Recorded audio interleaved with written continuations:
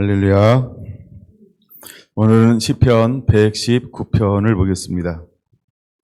시편 119편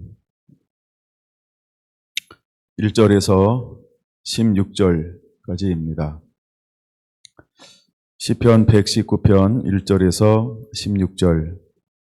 행위가 온전하여 여호와 율법을 따라 행하는 자들은 복이 있으며 여호와의 증거들을 지키고 전심으로 여호와를 구하는 자는 복이 있도다. 참으로 그들은 불의를 행하지 아니하고 주의 도를 행하는도다. 주께서 명령하사 주의 법도를 잘 지키게 하셨나이다. 내 길을 굳게 정하사 주의 율례를 지키게 하소서. 내가 주의 모든 계명에 주의할 때에는 부끄러워지 아니하리이다. 내가 주의 의로운 판단을 배울 때에는 정직한 마음으로 주께 감사하리이다. 내가 주의 율례들을 지키오리니 나를 아주 버리지 마옵소서.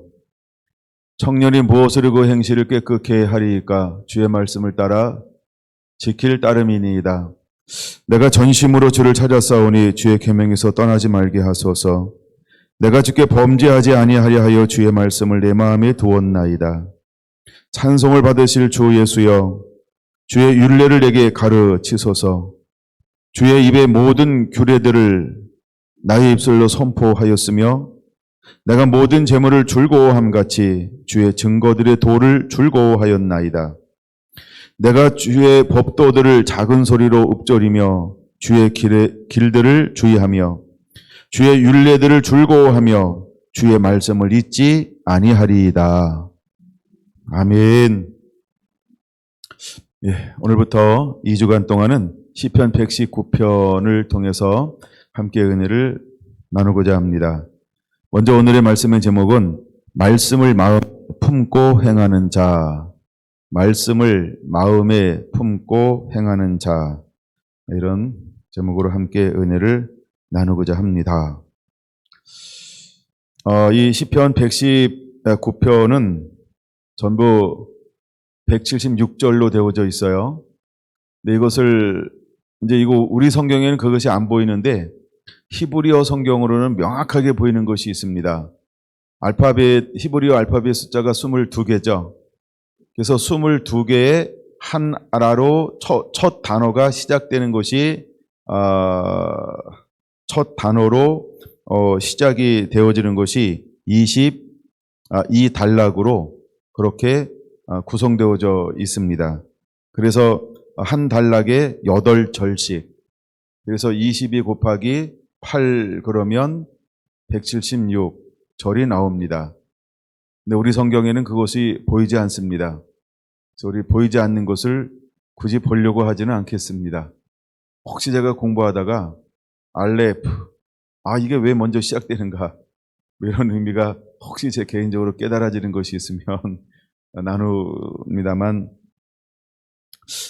하여간 그렇게 기록되어져 있다라고 하는 것입니다. 그 다음에 이제 이 시편 119편을 뼈대를 이루고 있는 8개의 단어가 있습니다. 8개의 단어가 있습니다. 그 8개의 단어는 우리가 하나님의 말씀을 나타내는 8가지의 단어가 있다, 이렇게 이야기합니다. 근데 실제로는 8개가 아니고 더 이상 되어집니다.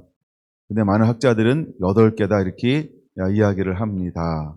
그래서 그냥 학자들의 견해를 일단 가볍게 따르자 생각을 했고요. 그래서 먼저 그 8개의 단어가 무엇이냐 하면 율법, 증거, 법도, 율례, 계명, 판단, 말씀, 약속입니다. 그 다음에 이것을 정리한 학자들에 따라서 8개 단어가 다르기도 합니다. 예. 제가 여러 주석을 참고해 봤더니 주석들도 8개 단어, 10개 단어, 12개 단어 이렇게 서로 각자 자기가 공부하고 연구한 대로 말하고 있습니다. 네, 그래서 근데 하여간 중요한 것은 뭘 다루고 있냐 하면 하나님의 말씀을 나타내는 여러 가지 단어들로 시편 119편이 구성되어져 있다라고 하는 것입니다. 자, 그러면 예를 들어서 오늘 1절에서 8절에 보면은 몇 가지의 말씀을 의미하는 단어가 들어가 있을까? 일단 1절에 율법, 2절에 증거, 3절에 도, 4절에 명령, 법도, 5절에 길, 율례, 6절에 계명, 8절에 율례 이렇게 들어가 있다는 것입니다. 그럼 율법은 다른 이제 우리나라 성경은 율법, 토라 이거를 크게 두 가지로 번역을 했는데 하나는 율법, 또 하나는 교훈 이렇게 번역을 했다는 거죠. 그래서 이것이 전체 한 25회 정도 사용되어집니다. 이것을 토라라고 그러는데 토라는 하나님의 명령을 가리키는 대표적인 단어입니다. 두 번째 증거, 2절에 나오죠. 이것은 에도스라고 하는데 하나님의 신실함을 증명하는 단어입니다. 이걸 설명하는 여러 자료가 있는데 그중에 제가 어떤 한 자료를 참고해서 이것은 읽어드리는 겁니다. 그래서 약간 다른 자료하고 다를 수 있음을 유념하시기 바랍니다. 공부 발표하는 것 같아요, 갑자기. 세 번째 단어는 법도입니다. 법도는 4절에 나오죠. PQDIM이란 단어, PQDIM이란 단어인데 권위를 가진 사람이 지시하는 단어입니다. 권위를 가진 사람이 지시하는 단어. 네 번째는 율례, 후킴. 발표된 명령의 구속력과 영구성을 강조하는 단어입니다.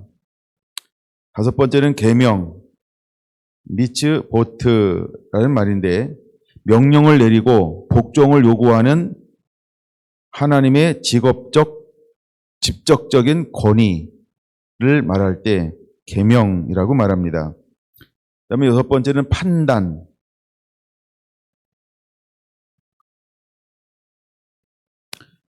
판단 7절에 나오죠. 의로운 판단을 할 때 판단. 이것은 미시파팀이라고 말합니다. 모르면 넘어가고 나중에 여러분들 인터넷 뒤지면 여러 개 소개가 되어집니다. 네. 재판관의 판결, 결정을 가리킨 하나님의 어떤 결정 이런 걸 말합니다. 자료 찾다가 못 찾으면 저한테 문자 주시면 제 거를 찍어서 나눠드리겠습니다. 왜냐면 언어를 같이 쓰고 막 이러려면 그다음에 한 번 들으면 잘 모를 수도 있다 생각이 들어요. 저도 여러 번 읽어봤는데 자료마다 설명함이 다름. 그래서 깝깝하다. 왜냐면 제가 지식이 짧아서 저도 깝깝했어요. 그러나 한 번은 이것을 말을 해야 시편 119편을 풀어가는데 도움이 되기 때문입니다. 그다음에 일곱 번째는 말씀, 다바르. 하나님의 말씀, 십계명을 가리키는데 사용합니다. 그다음에 약속, 임나. 입으로 나오는 말, 그러므로 하나님의 약속으로 봄. 그래서 언약들을 이야기합니다. 그 외에 여러 가지 이제 표현들이 있습니다. 그래서 이렇게 시편 119편을 우리가 읽어 나갈 때 하나님의 말씀을 다양성을 가지고 표현하고 있는 것을 유념하면서 읽을 때 119편을 좀 더 효율적으로 깊이 이해할 수 있고 또 우리 안에 큰 하나님의 음성이 들려지게 될 것입니다. 그럼 예를 들어서 세 번째 17부터 25절까지는 하나님의 말씀에 대해서 어떤 단어들이 있는가 한번 제가 그냥 읽어만 드리겠습니다. 17절에 말씀, 18절에 율법, 19절에 계명, 20절에 규례, 21절에 계명, 22절에 교훈, 23절에 율례, 24절에 증거. 이런 것들이 바로 하나님의 말씀입니다. 거의 한 절에 한 번씩은 하나님의 말씀을 의미하는 용어들이 사용되어지고 있다라고 하는 겁니다. 그래서 이 8개의 단어가 중요하다라고 하는 것입니다. 저는 성경을 한 장 넘겼는데 55절에서 64절까지를 한번 보겠습니다. 이미 저는 색연필로 말씀이라는 의미를 다 이렇게 표시를 해놨기 때문에 어디를 봐도 한눈에 찾을 수 있습니다. 57절 보면 이렇게 말하죠. 말씀, 58절 말씀, 59절 증거, 60절 계명, 61절 법, 62절 규례, 63절 법도, 그 다음에 64절 율례 이렇게 말합니다. 물론 거기에 보면 공통되는 단어도 있고 하여간 그런 의미들로 하여간 모든 한 절에 거의 한 절에 하나씩은 뭐가 들어가 있다? 하나님의 말씀을 의미하는 단어들이 들어가 있다. 그럼 이제 그 말씀을 가지고 내가 어떻게 하겠느냐라고 하는 것들로 시편 119편은 기록되어져 있다. 이것을 보여주고자 하는 것입니다. 좀 이해가 들으면 들을수록 될 거라고 생각하고 말씀 찾는 것은 거기까지. 자, 그럼 먼저 119편 1절을 한번 보겠습니다. 행위가 완전하여 여호와 율법을 따라 행하는 자들은 복이 있으며 라고 말합니다. 행위가 완전하여 율법을 따라 행하는 자들은 복이 있으며 라고 말합니다. 우리는 두 가지의 경우를 볼 수 있죠. 하나는 율법 안에 안주하는 사람이 있고 또 한 사람은 율법을 따라 행동하는 사람이 있다는 것입니다. 근데 시편 119편은 무엇에서 말하고 있는 것이 무엇을 말하고 있냐면 내가 율법을 배웠다, 내가 율법을 알고 있다, 내가 많은 것을 들었다, 이것을 강조하는 것이 아니고 내가 율법을 알고 있는데 들었는데 가지고 있는데 이것을 가지고 나도 살아가는 사람, 즉 살아가는 삶에 관한 이야기인 것입니다. 다르게 말하면 우리가 하나님의 말씀을 듣고 멈추는 것이 아니고 너 이 말씀을 가지고 살아야 돼. 이거를 말해주고 있는 것입니다. 여러분은 알고 있는 자입니까? 행하는 자입니까? 안주하는 자입니까? 행동하는 자입니까? 근데 신학에서는 이 부분을 많은 사람들이 이제 헷갈리게 만들어요. 그래서 행함 있는 믿음, 이걸 특별히 어디다 갖다 붙이면 한국 사람들이 알레르기를 반응을 보이냐 하면 구원론에 갖다 붙이면 알레르기 반응을 보입니다. 무엇인가 알레르기 반응을 보인다는 것은 뭔가 듣고 싶지 않은 것을 우리가 말하고 있다. 이런 의미도 있습니다. 하나님은 우리가 어떤 삶을 살아내기를 원하냐면 또 어떤 사람이 진짜 복 있는 사람일까? 복이라고 하는 건 뭘까요? 복의 개념들이 굉장히 추상적이면서도 여러 가지일 수 있죠. 근데 여기 1절에 분명히 복이 있으며, 근데 누구한테 복이 있냐면 행하는 자들은 복이 있으며 이렇게 말합니다. 무엇을 행하는 자가 복이 있습니까? 율법을 따라 행하는 자가 복이 있는 것입니다. 그러므로 말씀을 따라 사는 자는 복이 있는 것입니다. 여호와 입에서 나오는 모든 말씀으로 사는 자는 복이 있는 것입니다. 할렐루야. 그럼 누가 행위가 완전한 자일까요? 율법을 따라 행하는 자의 행위가 완전한 것입니다. 할렐루야. 그래서 시편 119편 1절은 이것을 우리에게 그냥 간단하게 정의해주고 있습니다. 그러므로 여러분들은 신학이 아닌 성경 그대로를 읽고 이 말씀의 은혜를 받고 여러분은 행위가 완전한 자가 되시기를 바랍니다. 그리고 율법을 따라 행하는 자가 되기를 예수님의 이름으로 축원을 드립니다. 2절, 여호와의 증거들을 지키고 전심으로 여호와를 구하는 자는 복이 있도다 이렇게 말합니다. 자, 여호와의 율법들을 나 알아, 나 배웠지, 나 수료했어, 나 졸업했어, 나 20년 배웠어, 40년 배웠어. 여기는 그렇게 말하고 있지 않습니다. 뭐라고 말하고 있다고요? 여호와의 증거들을 지킨 사람이 복이 있다고 말하고 있습니다.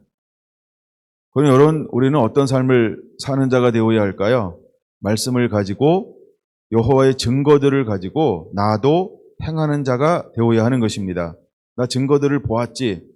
우리가 자기 이외에 다른 사람에게는 뭘 보고 싶어하는 경향이 있죠? 열매와 행위와 삶이요. 나 외에 다른 사람들에게 우리가 요구하는 것이 무엇이 있을까요? 말과 행위의 일치, 행함 일치를 요구하죠. 나 외에 다른 사람에게 우리는요, 하나님이 요구하는 것 같은 수준을 요구합니다. 근데 이것이 나에게 대입할 때는 뭘만 했으면 좋겠어요? 나 알고 있어. 나 배웠다니까. 나 수료했어. 야, 내 경력이 얼만데 이렇게 해가지고 뭘 자꾸 안 물어봤으면 좋겠다고 생각하고 있죠? 너 그렇게 살고 있니? 너 그렇게 살아? 너 그렇게 살고 있냐고. 살고 있는 거를 나한테만 안 물어봤으면 좋은 거예요. 근데 우리는 다른 사람을 향해서는 뭐라고 판단을 하죠? 야, 너 그렇게 살고 있어? 너 살고 있니? 사는 게 진짜야. 하나님이 나를 향해서 어떤 마음을 가지고 있다고요? 사랑하는 아들아, 사랑하는 딸아, 행위가 완전한 자가 되거라. 증거들을 가지고 지키는 자가 되라. 그래야 복이 있고 내가 너에게 복을 줄 수 있단다. 하나님은 나를 향해 이렇게 말씀하고 있다는 거죠. 하나님은 분명히 우리에게 뭘 요구하고 있냐 하면 3절 볼까요? 참으로 그들은 불의를 행하지 아니하고 주의 도를 행하는도다. 불의는 행하지 않는 거예요. 그러나 도는 행하는 자가 되어야 되는 거예요. 근데 때때로 우리는 행하지 않아야 할 것을 행하고 행해야 할 것을 행하지 않는 삶을 산다는 거예요. 그래서 이제는 우리가 다른 사람의 거를 생각하기보다 과연 나는 불의를 행하지 아니하는가? 그리고 난 도라고 하는 건 길은 하나님의 말씀을 말하는 표현이죠. 그래서 우리가 하나님의 말씀을 행하는 자가 되어야 한다는 겁니다. 4절도 이렇게 말하고 있지 않나요? 4절 볼까요? 주께서 명령하사 주의 법도를 잘 지키게 하셨나이다. 뭐하게 하셨다고요? 지키게. 어떻게 지키게 했어요? 잘.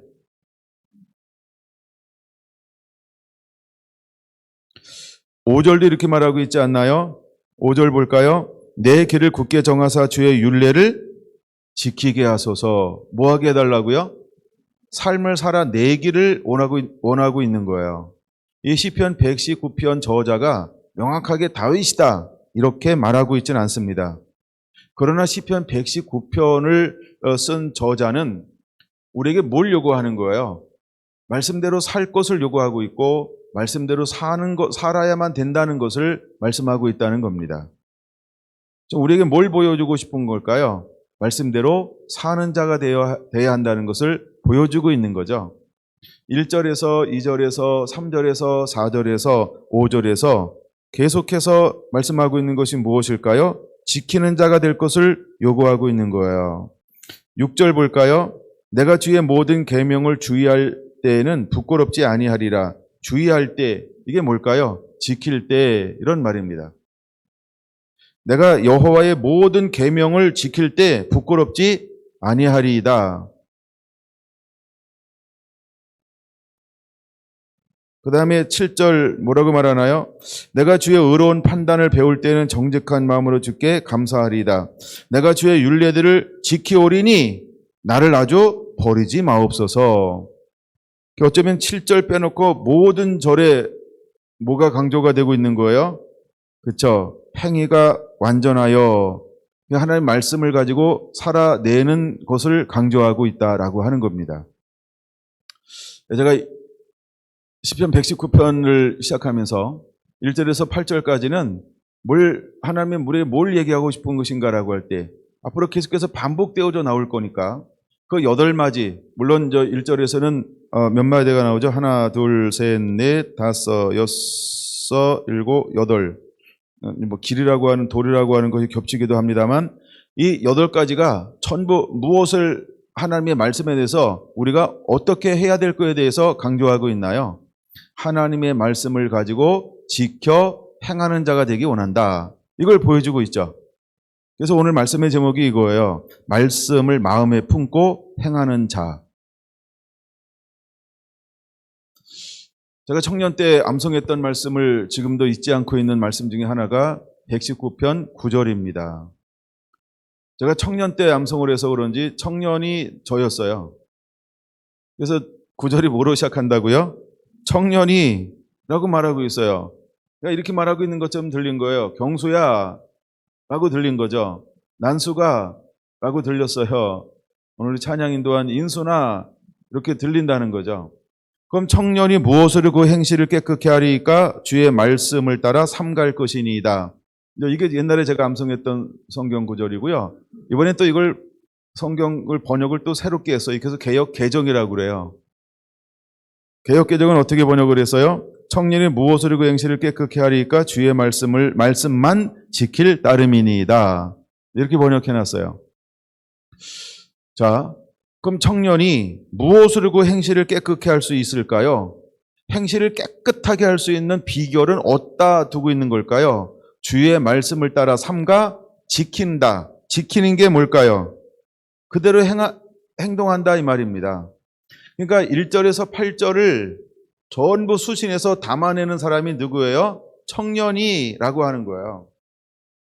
그럼 우리가 새벽에서 같은 청년이 되어서 하나님 앞에 서서 이제 마지막 잃어버린 영혼과 주의 오실 길을 예비하고 다시 오실 신랑 되신 예수님을 맞이해야 하는데 하나님은 우리에게 뭘 부탁하고 있는 것처럼 보일까요?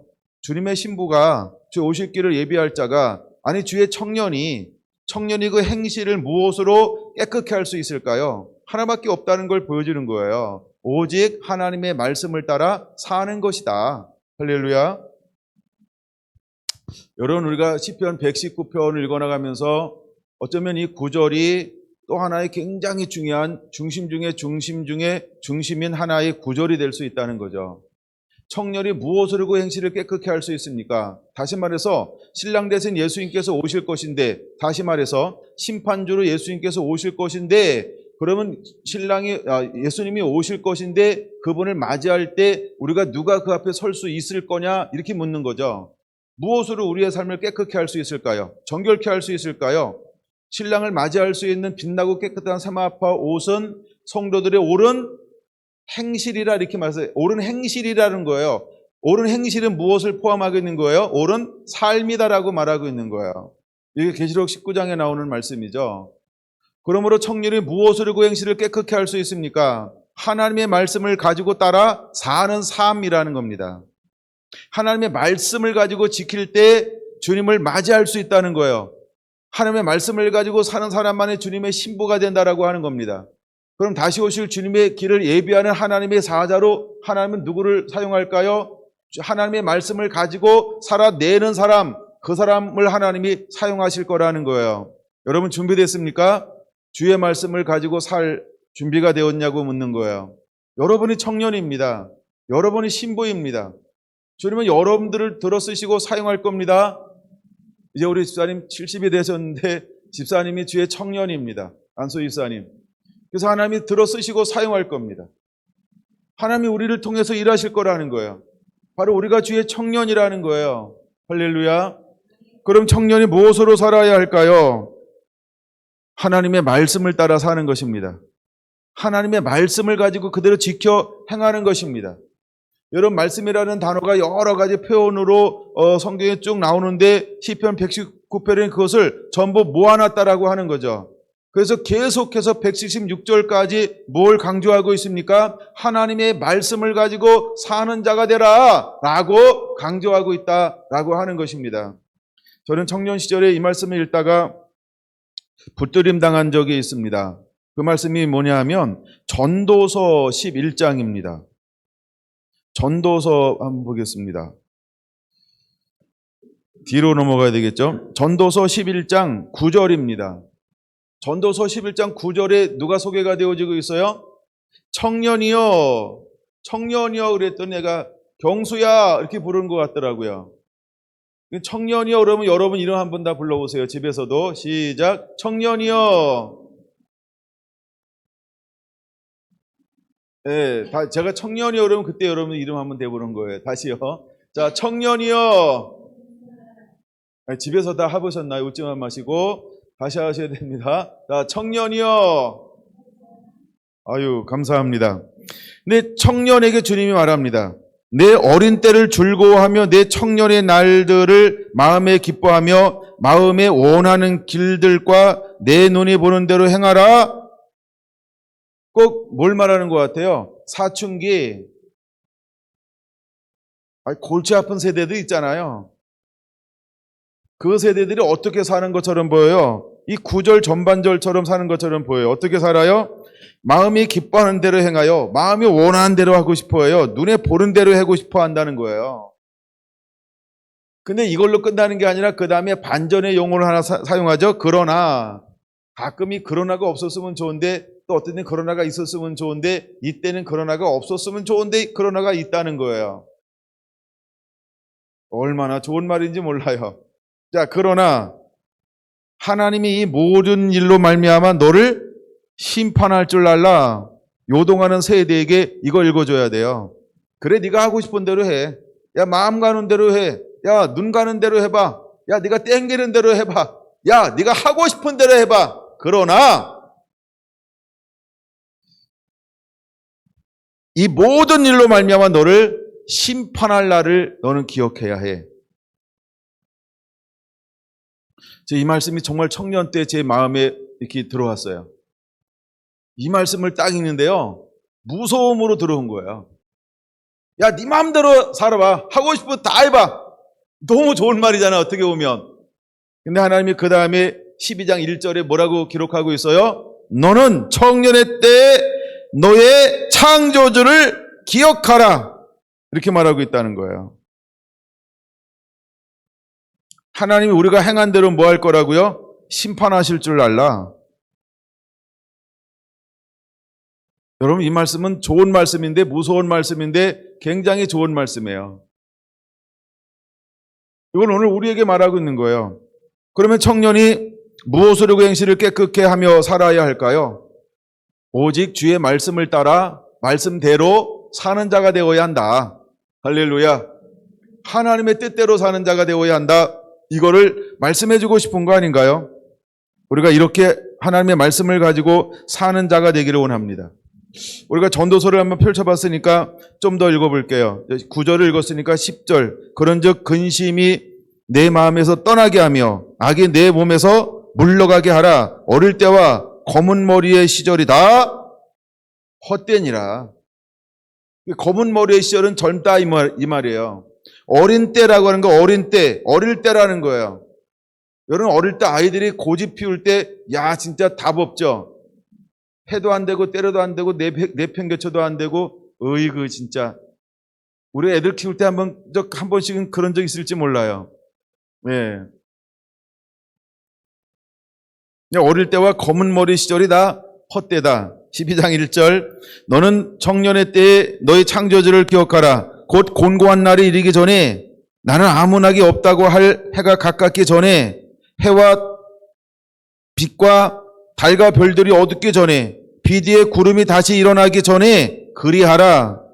그런 날에는 집을 지키는 자들이 다 떨 것이며 힘있는 자들이 구부러질 것이며 맷돌질하는 자들이 적음으로 그칠 것이며 창들로 내다보는 자가 어두워질 것이며 길거리 문들이 닫혀질 것이며 맷돌 소리가 적어질 것이며 새 소리로 말미암아 일어날 것이며 음악하는 여자들은 다 세잔하여질 것이며 또한 그런 자들은 높은 곳을 두려워할 것이며 길에서는 놀랄 것이며 살구나무가 꽃이 필 것이며 메뚜기도 짐이 될 것이며 정욕에 그치리니 이는 사람이 자기의 영원한 집으로 돌아가고 조문객들이 거리로 왕래하게 됨이라.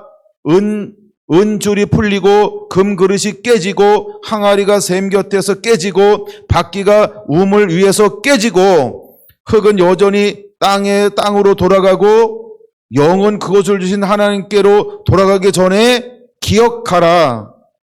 전도자가 이르되 헛되고 헛되도다. 모든 것이 헛되도다. 여러분, 이 말씀을 여러 번역으로 읽어보세요. 특별한 해석이 필요하지 않을 거예요. 그냥 우리 인생을 말하는 것입니다. 젊은 날에 내 마음대로 살았던 모든 하고 싶은 대로 다 살아봤어요. 그러나 반드시 그 모든 것이 어떤 날이 올 거라는 거예요? 다 헛될 거라는 거예요. 내 마음대로 해보고 싶은 걸 다 해봤어요. 막 희노애락을 전부 향락을 쾌락을 모든 명예를 모든 권세를 모든 부를 모든 걸 해볼 걸 다 해봤어요. 그러나 어떻게 될 거라고요? 7절 흙은 여전히 땅으로 돌아가고 뭘 말하는지 아시죠? 우리는 흙으로 만들어졌어요. 반드시 우리가 뭘로 돌아갈까요? 흙으로 돌아갈지니. 두 번째, 영은 그것을 주신 하나님께로 돌아가게 될 거예요. 영은 아시죠? 하나님께로 돌아가요. 근데 천국에 가는 자도 있고 지옥에 가는 자도 있어요. 이걸 기억하라는 거예요. 그러니까 우리가 행한 대로 하나님이 어떻게 한다고요? 심판할 것을 너는 기억하라 라고 말씀하고 있는 것이죠. 9절 봅니다. 전도자는 지혜자이어서 여전히 백성들에게 지식을 가르쳤고 또 깊이 생각하고 연구하여 잠언을 많이 지었으며 전도자는 힘써 아름다운 말들을 구하였나니 진리의 말씀들을 정직하게 기록하였느니라. 지혜자들의 말씀들은 찌르는 채찍들 같고 회중의 스승들의 말씀들은 잘 박힌 못 같으니 다 한 목자가 주신 바니라. 내 아들아, 또 이것들로부터 경계를 받으라. 많은 책들을 짓는 것은 끝이 없고 많이 공부하는 것은 몸을 피곤하게 하느니라. 근데 우리는 뭘 자꾸 추구해요? 여기에 자꾸 목적을 둬요. 그리고 이거 해야 정신적 안정, 심리적 안정을 자꾸 자신감, 자존감 이런 걸로 회복하려고 해요. 근데 최고의 지혜자가 이거 다 해봤다는 거예요. 이거 다 누려봤다는 거예요. 근데 그 인생이 어떻다고요? 예, 피곤하대요. 13절입니다. 이의 결국을 다 들었으니 하나님을 경외하고 그의 명령들을 지킬지어다. 이것이 모든 사람들의 본분이니라.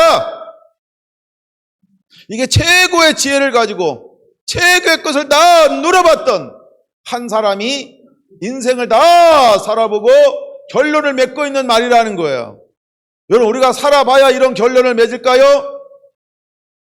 우리가 이게 위인전이 주는 교훈이 있는 것처럼 어떤 사람이 앞서 가서 전부를 우리가 해보고 싶은 걸 다 해봤는데 그가 인생의 결론을 뭐로 맺고 있어요? 여러분, 13절은 우리가 오래도록 기억해야 될 말씀이고 아니면 마지막까지 기억되어야 할 말씀인 것입니다. 뭐라고요? 하나님을 경외하라. 두 번째요, 그 명령들을 지킬지어다. 이것이 모든 사람의 본분이라는 거예요. 14절 같이 한번 읽어볼까요? 하나님은 모든 행위와 모든 은밀한 일을 선악간에 심판하시리로다. 하나님은 반드시 심판한다는 거예요. 옳고 그름을 반드시 하나님은 분별해 낼 거라는 거예요. 그러면 시편 119편이 우리에게 주고자 하는 것이 무엇일까요? 하나님의 말씀을 마음에 품고 하나님의 말씀대로 사는 자가 되라. 이걸 우리에게 말씀해 주고 싶은 거예요. 시편 119편 9절, 청년이 무엇을 하고 행실을 깨끗게 하리까? 주의 말씀을 따라 지킬 따름이니이다. 이제 우리는 하나님의 말씀을 지키는 겁니다. 말씀의 길을 걸어가는 것입니다. 내가 가고 싶은 길을 걸어가는 것이 아니고 내가 해보고 싶은 것을 해보는 게 아니고 말씀보다 기도보다 앞서지 아니하고 목자 되신 예수님께서 앞서 가시면 따라가는 거예요. 구름 기둥과 불 기둥이 이동하면 따라가는 거예요. 내가 가자고 그를 땡기는 게 아니고 우리는 하나님 말씀에 순종하는 것이지, 나 이거 하고 싶어요, 그래서 그분이 원하지 않는 걸 기도해서 받아내는 게 아니에요. 물론 주님이 원하는 걸 기쁘신 뜻을 위하여 손을 품고 간구하는 것은 필요합니다. 그것은 하나님의 말씀 안에서 기도하는 것입니다. 그러나 여러분들이 하나님보다 결코 앞서지 않는 자가 되기를 원합니다. 우리가 하나님의 말씀을 따라 삼갈 것이니이다. 하나님의 말씀을 따라 말씀만 지킬 따름이니이다. 여러분, 이 말씀을 기억하시게 되기를 바랍니다. 여러분, 이 말씀을 좀 더 보충해 주는 말씀이요, 시편 19편에 이렇게 기록되어져 있다는 겁니다. 시편 19편을 한번 볼까요?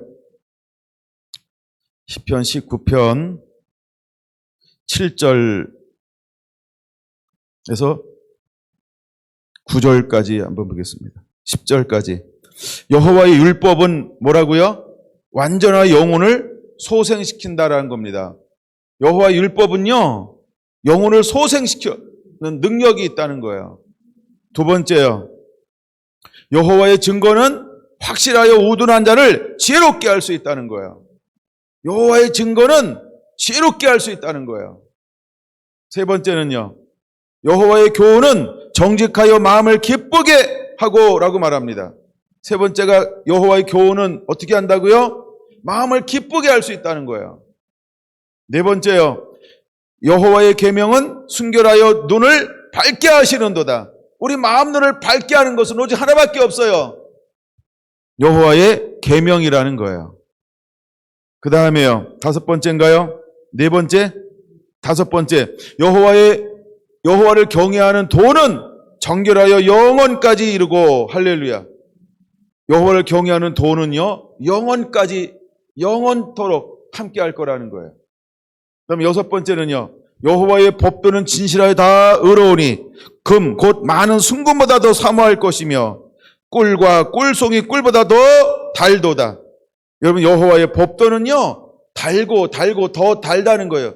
순금보다 더 귀하고 존귀하다는 거예요. 무엇이? 여호와의 법도가. 여러분이 여섯 가지를 기억하시게 되길 바랍니다. 청년이 무엇을 하고 행실을 깨끗게 하리이까? 주의 말씀을 따라 삼갈 것이니이다. 주의 말씀을 지켜 따르리이다. 여러분 우리가 하나님의 말씀을 따라 사는 자가 되어야 합니다. 여러분 시편 19편 7절에서 10절의 말씀을 기억하시게 되기를 바랍니다. 마치 이 말씀은요. 어떤 말씀과 비슷한 뉘앙스를 가지고 있냐 하면 신명기 6장을 보겠습니다. 이스라엘이 삶의 가장 중심에 놓은 것이 신명기 6장의 말씀이죠. 신명기 6장에 그들이 가장 중심에 놓고 매일매일 하는 것들이 있어요. 1절에서 9절까지입니다.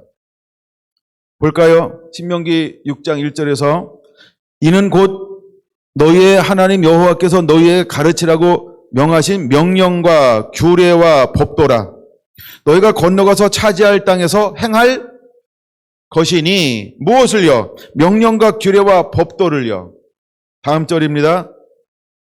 곧 너와 내 아들과 내 손자들이 평생에 내 하나님 여호와를 경외하며 내가 너희에게 명한 모든 규례와 명령을 지키게 하기 위한 것이며 또 내 나를 장구하게 하기 위한 것이라. 무엇이요? 하나님의 말씀이요. 3절 이스라엘아 듣고 삼가 그것을 행하라. 그리하면 내가 복을 받고 내 조상들의 하나님 여호와께서 내게 허락하신 것 같이 젖과 꿀이 흐르는 땅에서 내가 크게 번성하리라. 할렐루야. 여러분 창세기 1장 28절 사람에게 전 놀라운 축복을 이루는 방법이 있습니다. 그것이 무엇인가요? 하나님의 말씀을 삼가 듣고 그것을 지켜 행하는 것입니다. 우리에게 주신 놀라운 축복이 뭐예요? 생육하고 번성하라는 것입니다. 근데 생육하고 번성하고 땅을 충만하고 이것을 다스리는 것입니다. 근데 이것이 온전하게 이루어지는 하나님의 중심에 무엇을 놓았을까요? 이 말씀을 듣고 삼가 지켜 행하라. 그리하면 그렇게 될 거라는 것입니다. 근데 저 사람 아담이 그 말씀을 순종하고 빗나갔습니다. 그러면 무엇이 깨져 버렸나요? 질서가 깨졌습니다. 다시 하나님은 우리에게 말씀하고 있는 것입니다. 청년이 무엇을 하고 행실을 깨끗게 하리이까? 행위 온전한 자요. 이 말씀을 이 율법을 가지고 지켜 행하는 자가 되라고 우리에게 다시 권면하고 있는 것입니다. 여러분 우리는 시편을 묵상하면서 다시 무엇이 우리 안에 회복이 일어나야 할까? 사랑하는 성결한 성도 여러분, 진리의 말씀이 되기를, 말씀의 위치가 회복되어지기를, 하나님의 기뻐하는 삶으로 우리를 올려놓게 되기를 예수님의 이름으로 축원을 드립니다. 그래서 4절에 이렇게 말합니다. 신명기 6장 4절 이스라엘아 들으라. 여기는 이스라엘아 들으라 이렇게 말합니다. 들으라 쉐마 이스라엘. 그래서 이것이 이스라엘 가정마다 지금 수천 년에 걸쳐서 끊이지 않고 계속해서 전통적으로 내려오고 있는 것입니다. 그들은 지금도 쉬지 않고 무엇을 하고 있을까? 쉐마 들으라는 것입니다. 들으라는 것입니다. 뭘 들어야 할까? 우리 하나님 여호와는 오직 유일한 여호와시니 너는 마음을 다하고 뜻을 다하고 힘을 다하여 내 하나님 여호와를 사랑하라. 내가 오늘 내게 명하는 이 모든 말씀을 너는 마음에 새기고 내 자녀에게 부지런히 가르치며 집에 앉아 있을 때든지 길을 행할 때든지 누웠을 때든지 일어날 때든지 이 말씀을 강론할 것이며 너는 또 그것을 내 목에 매며 기호를 삼고 내 비간에 붙여 표를 삼고 또 내 집 문설주와 바깥문에 기록할지니라. 할렐루야. 이것을 왜 하라고 하는 것입니까? 지켜 행하기 위하여, 잊어버리지 않게 하기 위하여. 그래서 이 말씀대로 살아내라고 이렇게 하라는 것입니다. 그래서 이 말씀을 들으라라고 하는 것입니다. 여러분, 시편 1편은 어떻게 시작하고 있나요? 복 있는 자는 이라고 시작하고 있습니다. 그럼 실제로 복을 받으라 할 때 그 복을 받은 사람은 어떤 삶을 살아갈까요? 악인의 꾀를 따르지 않습니다. 죄인의 길에 서지 않습니다. 오만한 자의 자리에 앉지 않습니다. 오직 여호와 율법을 줄고하여 그 율법을 지하로 묵상하는 자라고 하는 것입니다. 여러분, 시편 119편은 이것을 말하고 있습니다. 이게 복이라고 하는 것입니다. 행위 완전하여 여호와 율법을 따라 행하는 자들은 복이 있으며 여호와의 증거를 가지고 진심으로 전심으로 여호와를 구하는 자는 복이 있도다. 하나님 우리에게 어떤 복을 주기를 원할까? 내가 잘 되고 자녀가 잘 되고 그 손자들이 잘 되는 하나님의 그 복을 주겠다라고 말씀을 하고 있는 것입니다. 그리고 9절에서 다시 한번 말합니다. 이제 청년이여, 이제 다시 오실 주님과 함께 동행하며 영원토록 저 천국에서 주님과 함께 신부가 되어 살아갈 하나님의 사람들에게 무엇을 요구하고 있는 걸까요? 주의 말씀을 지킬 따름이니이다. 여러분, 우리가 이 삶을 살아내는 자가 되기를 예수님의 이름으로 축원을 드립니다. 여러분, 이 삶을 사는 자가 되어야 합니다. 여러분, 잘 보세요. 왜 청년이라고 말하고 있을까? 청년은 어떤 의미가 있을까? 청년은요, 굉장히 요동치는 나이라고 하는 거예요. 이게 감정이요, 막 하루에도 수십 번 막 탬버린 타는 것처럼 막 올라갔다 내려갔다 올라갔다 내려갔다 막 죽을 듯이요, 계속 변화되는 것이 청년의 마음이라는 거예요. 막 요동친다라고 하는 거예요. 격정을 가지고 있어. 열정들을 강하게. 아주 이런 변화가 급격한 시대가 청년이라고 하는 것입니다. 그럴 때 여러분, 우리가 어떻게 해야 할까요? 이걸 이기는 유일한 방법이 무엇일까요? 이 세상을 이기는 방법이 무엇일까요? 사단의 수많은 유혹과 미혹들을 이기는 방법이 무엇일까요? 여러분, 주의 말씀은 누구에게 주는 걸까요? 여러분, 기억하시죠? 올해 시작하면서 제가 나눴던 말씀이 있습니다. 본문이 어디일까요? 로마서로 생각할 수도 있고요. 그건 에베소서 6장으로 한번 생각해 봅시다. 우리가 전신갑주를 입어야 합니다. 우리가 마지막에 가져야 될 무기는 무엇이었을까요? 성령의 검 곧 하나님의 말씀을 가지라. 왜 우리가 전신갑주를 옷 입어야 할까? 이는 악한 날에 싸워 능히 서기 위함이라 라고 하는 목적이 있다라고 하는 것입니다. 청년의 시기라고 하는 걸 뭘까요? 수많은 격정이 있다는 겁니다. 네, 감정의 기복이 굉장히 많습니다. 삶의 기복이 굉장히 요동을 치는 시기라고 하는 것입니다. 우리가 이 땅에 사는 것은 수많은 미혹과 유혹이 있는 삶을 살아야만 한다는 것입니다. 안목의 정욕에 날마다 매 순간마다 끌리는 시절을 살아야 한다는 겁니다. 이 땅에 사는 동안 우리는 청년처럼 계속해서 유혹을 받는 것입니다. 이 생의 자랑도 안목의 정욕도 계속해서 우리를 유혹하게 될 거라고 하는 겁니다. 여러분, 그때 우리를 유일하게 지켜줄 수 있는 것이 무엇일까? 하나밖에 없습니다. 주의 말씀을 따라 삼가는 것입니다. 주의 말씀을 지키는 것 이외에는 방법이 없습니다. 그래서 성령의 검 곧 하나님의 말씀을 가지라고 우리에게 말하는 것입니다. 여러분, 성령을 받고 사역을 하기 위해서 예수님은 성령에 이끌려 광야로 갔습니다. 그리고 마귀에게 그를 내놓았습니다. 마귀가 예수님을 시험할 때 예수님은 무엇으로 마귀를 물리쳤을까요? 다른 것으로 물리치지 않습니다. 기록된 하나님의 말씀으로 물리치고 있습니다. 그걸 기억해야 합니다. 새로운 능력으로 물리치는 게 아닙니다. 새로운 표적으로 물리치는 게 아닙니다. 새로운 차원의 어떤 걸 가지고 신비한 능력을 가지고 마귀의 시험을 물리치지 않았습니다. 우리에게 보라고 하는 것입니다. 무엇을 가지고 물리쳤을까요? 무엇을 가지고 물리칩니까? 여러분, 성경은요 분명히 말합니다. 4절도 7절도 10절도 보니까 여 하나님의 말씀으로 물리치는 것을 볼 수 있습니다. 이건 우리에게 보라고 하는 겁니다. 청년들아, 예수님이 어떻게 사탄을 물리쳤는가 보아라, 이렇게 말하고 있는 것입니다. 여러분, 우리가 무엇을 가지고 사단의 계계를 물리치는 자가 되어야 할까요? 기록된 말씀이라고 하는 것입니다. 여호와의 입에서 나오는 말씀으로 사단을 물리칠 수 있다는 것을 우리에게 보여주는 것입니다. 여러분, 시편 119편은 우리에게 무엇을 주고 싶어 하는 걸까요? 그래, 알파벳으로 되어 있습니다. 이게 8마디로 되어 있습니다. 하나님의 말씀을 계속해서 반복하면서 우리에게 지치지 않게 너무 감미롭게 말하고 있습니다.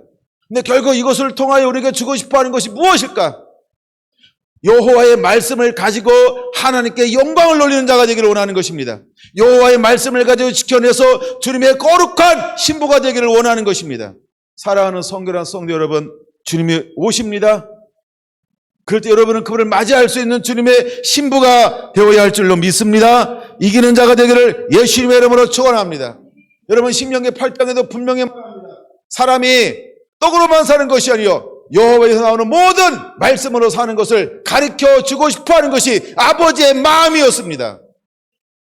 이 40년 동안 너를 줄이고 낮추신 이유가 무엇이냐? 여호와에서 나오는 모든 말씀으로 사는 것을 알게 하려 하심이니라라고 말하고 있습니다. 여러분, 청년이 무엇으로 그 행실을 깨끗게 할 수 있을까? 오늘날 저와 여러분들이 어떻게 우리의 행실과 삶을 깨끗하게 할 수 있을까요? 다른 것으로는 할 수 없어요. 오직 주의 말씀을 따라 삼가는 것밖에 없습니다. 여러분, 저는 아가서 1장 2절을 보기 원합니다. 아가서 1장 2절, 이제 신부가 시작되고 있습니다. 근데 그에게 무엇을 요구하나요? 다른 걸 요구하지 않습니다. 내게 입맞추기를 원하니 하나를 요구하고 있다는 것입니다. 여러분, 진정한 신부는 무엇으로부터 시작된다고 말씀을 드렸나요? 여호와 입맞춤이라는 거예요. 여호와의 말씀입니다. 여호와의 말씀에 붙들림 당하는 것입니다. 그리고 그 말씀을 가지고 두렵고 떨림과 여호와를 경외함과 사랑함을 가지고 지켜내고 있는 것입니다. 그 말씀을 가지고 살아가고 있는 것입니다. 내가 비록 뜨거운 태양에 거무스름해진다 할지라도 수많은 사람들에게 미혹과 현혹 가운데 내 삶이 이렇게 막 흔들리는 것처럼 보인다 할지라도 내 마음은 주님을 향한 사랑이 변하지 않습니다. 경주처럼 촌에 살아도, 이 구석에 살아도, 이 낙후된 곳에 살아도 하나님의 말씀을 지키는 사람은 하나님이 기억하신다는 것입니다. 기억하시기 바랍니다. 여러분, 우리가 꼭 서울스럽지 않아도 돼요. 그렇게 여러분, 우리가 고급지지 않아도 상관이 없어요. 멋지지 않아도 상관이 없어요. 이곳에 살아도 우리가 하나님의 말씀대로 살면 그분은 우리에게 다가오셔서 내 마음으로 사랑하는 자야 라고 부르실 것입니다. 이게 신부라고 하는 겁니다. 여러분, 신부의 시작은 무엇을 사는 것을 보았나요? 하나님의 말씀을 가지고 지켜내고 있는 것을 보고 있는 것입니다. 청년이 무엇으로 그 행실을 깨끗게 하리이까? 주의 말씀을 따라 삼갈 것이니이다. 주의 말씀을 따라 지킬 따름이니이다. 여러분, 말씀을 지키는 것, 말씀을 살아내는 것, 이것이 저와 여러분의 삶이 되기를 예수님의 이름으로 축원을 드립니다. 이 삶이 반드시 되어야 하는 것입니다. 여러분, 제자들이 제자가 되는 방법은 무엇으로부터 시작된다라고 말씀을 드렸을까요? 누가복음 24장 44절 45절입니다. 부활하신 예수님께서 오셔서 그들의 마음의 문을 열어 말씀을 깨닫게 하는 것입니다. 드디어 말씀으로 인을 쳤습니다. 그럴 때는 그들은 강한 용사가 될 수 있었습니다. 여러분, 오늘날 우리에게 무엇이 필요할까요? 다른 것이 아니고 하나님의 진리의 성령이 우리 안에 오셔야 할 줄로 믿습니다. 진리의 성령이 우리 안에 와야 돼요. 여러분, 요한복음 15장을 한번 볼게요. 요한복음 15장 26절, 내가 아버지께로부터 너희에게 보낼 보혜사 곧 아버지께로부터 나오는 진리의 성령이 오실 때에 그가 나를 증언할 것이요. 할렐루야. 여러분, 성령 오는데 어떤 성령으로 오시나요? 보혜사로 오십니다. 보혜사는 어떤 성령인가요? 진리의 성령인 것입니다. 여러분, 우리에게 말씀을 마음에 품은 자가 되어야 합니다. 말씀을 마음에 품고 행하는 자가 되어야 할 줄로 믿습니다. 그 성령이 우리와 함께 오시면 16장, 요한복음 16장 12절, 내가 아직도 너희에게 이를 것이 많으나 지금은 너희가 감당하지 못하리라. 이제 진리의 성령이 오시면 어떤 변화가 일어날까요? 새로운 계시들, 새로운 비밀들, 주님께서 못다 기록한 성경, 못다 핀 꽃 한 송이가 아니고요. 못다 하신 말씀들을 성령의 인도 안 받으면 반드시 그 말씀을 받아내고 이해하고 그 말씀을 가지고 삶을 살아내는 자가 될 줄로 믿습니다. 근데 예수님 시대 때는 예수님이 하나님의 말씀을 계시를 다 풀어낼 수가 없었어요. 왜 풀어내지 못했을까요? 분명히 12절에 말하고 있지 않나요? 지금은 너희가 감당하지 못하리라. 감당하지 못할 것을 주님은 많이 주는 분이 아닙니다. 비밀을 뭘 많이 만들어요. 헷갈리게. 그렇죠? 비밀이 많으면 안 돼요. 하나님도 우리에게 필요한 것만큼 주는 거예요. 필요한 것만큼. 근데 이제 진리의 성령이 오시면 뭘 주겠다는 거예요? 감당하지 못하는데 이제 그 말씀을 하나하나 주겠다라고 하는 겁니다. 그래서 여러분 13절 보세요. 그러나 진리의 성령이 오시면 그가 너를 모든 진리 가운데로 인도하시리니 모든 진리요. 그럼 예수님께서 오셔서 우리에게 보였던 말씀은 부분적 진리라는 것입니다. 그게 90%든 그게 98%든 그게 99%든 100%는 아니다 이 말인 거예요. 아직도 남아있는 말씀이 있다라고 하는 것입니다. 그렇죠? 근데 이제 진리의 성령이 오시면 마지막 때 주의 청년들에게 그 말씀을 따라 살아가고 말씀을 마음에 품고 행하는 자에게 무엇을 주겠다라고 말씀하고 있는 것입니까? 보혜사를 부어주겠다는 것입니다. 이제 하나님의 계시의 영을 부어주겠다라고 하는 것입니다. 이제 하나님의 예언의 영을 부어주겠다라고 하는 것입니다. 제가 지금 다다음 주에 할 집회를 준비하고 있는데 첫 시간에 이런 부분들을 한번 좀 나눌 거예요. 예. 그걸 하나를 풀어줄 거예요. 그걸 하나를 풀어줄 건데 일단 13절 마지막까지 읽고 하나만 보여드릴게요. 그가 스스로 말하지 않고 오직 들은 것을 말하며 장래일을 너희에게 알게 할 것이다. 그렇죠? 장래일을 너희에게 알게 할 거라는 거예요. 그러니까 장래를 아직 가려뒀단 말이에요. 근데 그것을 너희에게 알게 할 거라고 말하고 있는 거예요. 그 너희가 누굴까요? 하나님의 말씀을 가지고 행하는, 말씀을 마음에 품고 행하는 주의 청년들에게, 주님의 신부된 사람들에게 하나님이 그것을 보여주겠다라고 말씀을 하고 있는 것입니다. 여러분이 그 주인공들이 되어야 할 줄로 믿습니다. 여러분 그 주인공이 될 준비가 되었나요? 되어야 하는디. 네. 자, 그럼 보세요.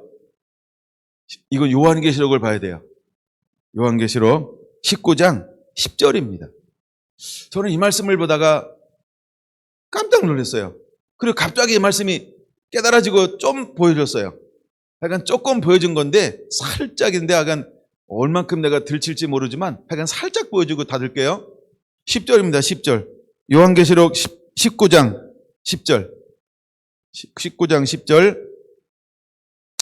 내가 그 발 앞에 엎드려 경배하려고 하니 그가 나에게 말하기를 나는 너와 및 예수의 증언을 받은 내 형제들과 같이 된 종이니 삼가 그리하지 말고 오직 하나님께 경배하라. 이제 이게 포인트예요. 예수의 증언은 뭐라고요? 예언의 영이라 하더라. 이게 이해가 되나요? 이해가 안 되나요? 되는 만큼 되고 안 되는 만큼 깝깝하죠. 그래서 제가 얼만큼 보여줄까가 이제 저도 다 보이지는 않는 것 같아요. 계속해서 주님께 더 깨닫게 하겠죠. 근데 갑자기 주님이 이걸요 봐라 하고 이렇게 한번 한 것 같아요. 그래서 이렇게 할 때 한번 본 것 같아요. 느낌이. 그래서 너무 감동됐어요. 우와. 여러분 이 말씀이 굉장히 중요하죠. 주님의 신부에게 이제 마지막 때 하나님의 보혜사 성령이 오셔서 이제 진리의 성령이 오시면 모든 말씀을 기억나게 하고 생각나게 하고 또 지금은 감당하지 못하니까 줄 수가 없었는데 진리의 성령이 오시면 뭐가 될 거라고요? 감당하게 될 거니까 하나님은 뭘 부어주겠다는 거예요? 예, 장래일을 너희에게 가르치리라, 말하리라 이렇게 말했죠. 근데 장래일을 말하는 그분이 진리의 성령이 오시면 우리에게 뭘로 말하는 거예요? 영의 일은 영의 일을 소통하니까 하나님이 무엇을 보여주겠다? 예언의 영. 근데 예언의 영이라 이렇게 말하면서 무엇이 예언의 영이라고 말하고 있나요? 예수의 증언이요. 이게 어디 나오는 말씀이냐면 문맥적으로 말하면요. 이제 19장 1절로 봐야 되겠죠. 1절로 쭉 이야기합니다. 그 다음에 9절로 볼게요. 9절 천사가 내게 말하기를 기록하라. 자, 누가 왔어요? 그렇죠. 천사가 보여야 돼요. 옆 사람 보세요. 한번 천사 같은가. 이미 천사가 와 계시죠? 네, 천사 같은 그녀가 이런 것도 있어요. 네. 천사가 말하는 겁니다. 그러니까 사도 요한이 그 천사에게 경배하려고 하니까 어이 나한테 경배할 필요 없어. 나한테 경배하지 말고 누구한테 경배하라고요? 하나님께 경배하라. 예수의 영은 예언의 영이라. 그때 이렇게 말하는 거예요. 예수의 증언은 예언하는 예언의 영이라 이렇게 말하는 거예요. 그러면 이제 우리가 요한계시록에서 뭘 찾아봐야 될까요? 예수의 증언을 찾아봐야 돼요. 그걸 제가 이제 다음 집회 때 첫 시간에 좀 풀어드릴까 기도하겠습니다.